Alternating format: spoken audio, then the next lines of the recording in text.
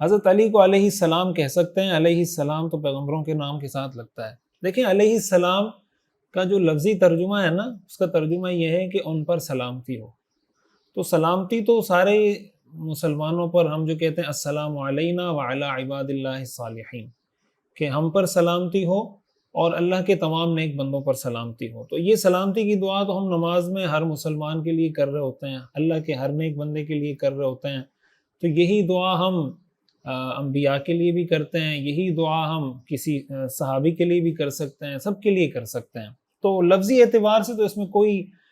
مسئلہ نہیں ہے، لغوی اعتبار سے اس کی وجہ سے مطلب اس میں کوئی ایسی بات نہیں ہے۔ لیکن بعض چیزیں ایسی ہوتی ہیں کہ بعض اوقات وہ ایک شعار بن جاتی ہیں۔ جیسے مثال کے طور پر ہمارے ہاں نبی کے لیے علیہ السلام استعمال ہوتا ہے، صحابی کے لیے رضی اللہ عنہ استعمال ہوتا ہے، اور کوئی اگر اللہ کا ولی ہے، کوئی نیک آدمی ہے، کوئی عالم ہے، تو اس کے لیے رحمت اللہ علیہ استعمال ہوتا ہے۔ تو یہ جو ساری تقسیم کی ہوئی ہے، اب اس کا یہ مطلب نہیں اب رضی اللہ تعالیٰ عنہ پیغمبر کے لیے بھی کہہ سکتے ہیں، یعنی آپ کسی پیغمبر کا نام لیں، آگے لکھ دیں رضی اللہ عنہ، اس میں کوئی لفظی اعتبار سے تو کوئی مسئلہ نہیں ہے۔ اس لیے کہ اللہ تعالیٰ صحابہ سے راضی ہے، تو اللہ تعالیٰ انبیاء سے تو بطریق اولا راضی ہے، تو انبیاء کے ساتھ رضی اللہ تعالیٰ عنہ بھی کہہ سکتے ہیں۔ اسی طرح انبیاء کے ساتھ آپ یہ بھی کہہ سکتے ہیں رحمت اللہ علیہ یا رحمہ اللہ تعالیٰ، یہ بھی کہہ سکتے ہیں انبیاء کے لیے، لیکن انبیاء کے لیے ہم رضی اللہ تعالیٰ عنہ نہیں کہتے، اسی طرح ہم رحمت اللہ علیہ نہیں کہتے۔ اس کا یہ مطلب نہیں ہے کہ اگر اس کو کہیں گے تو لفظی اعتبار سے کوئی مسئلہ ہوگا۔ مقصد صرف یہ ہوتا ہے کہ کچھ چیزیں ایک علامت بن جاتی ہیں، ایک شعار بن جاتی ہیں۔ تو اہل سنت والجماعت کا جو شعار ہے، اس میں یہ لفظ علیہ السلام کا جو ٹائٹل ہے، یہ انبیاء کے لیے استعمال ہوتا ہے۔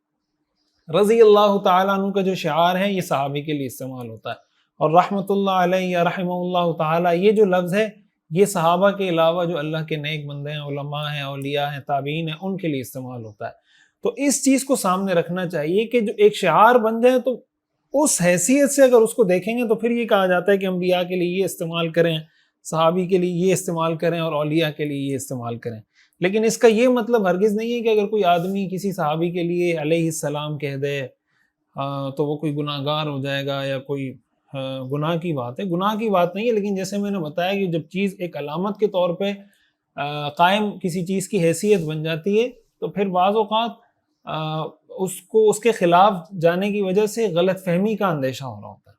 اور اگر کوئی حضرت علی کو علیہ السلام اس وجہ سے کہتا ہے کہ حضرت علی اللہ کے پیغمبر ہیں، تو ظاہر ہے کہ یہ بات تو غلط ہے۔ غلط اس لیے کہ اللہ کے رسول حضرت محمد صلی اللہ علیہ وسلم خاتم النبیین ہیں، آپ کے بعد کسی نبی نے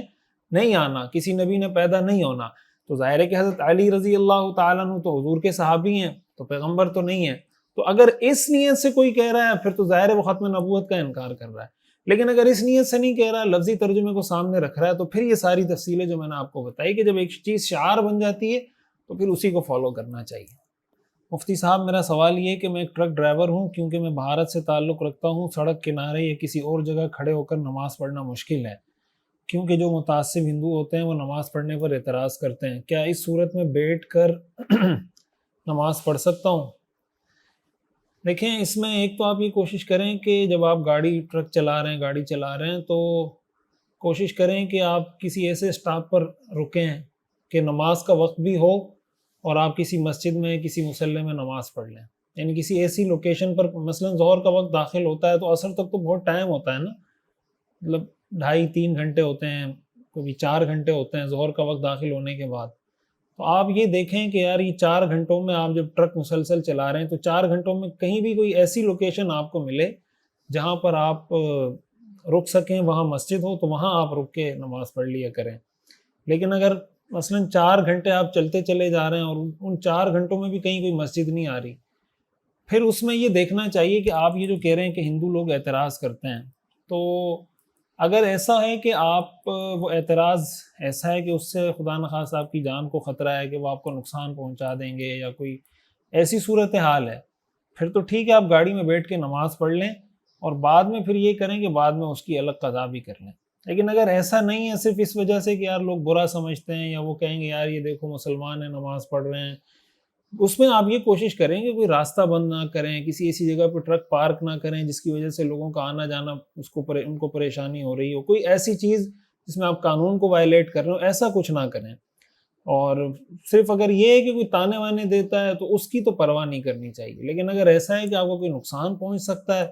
تو پھر آپ گاڑی میں بیٹھ کے پڑھ لیں اور بعد میں احتیاطاً اس نماز کی قضا کر لیں تو یہ زیادہ بہتر ہے۔ ایک سوال پوچھا ہے، اللہ تعالیٰ کو یا مسبب الاسباب کہہ کر پکارا جا سکتا ہے جیسے یا رحمان یا رزاق؟ بالکل کہہ سکتے ہیں، اس لیے کہ اصل تو سبب میں طاقت ڈالنے والی ذات وہ اللہ تعالیٰ کی ہے۔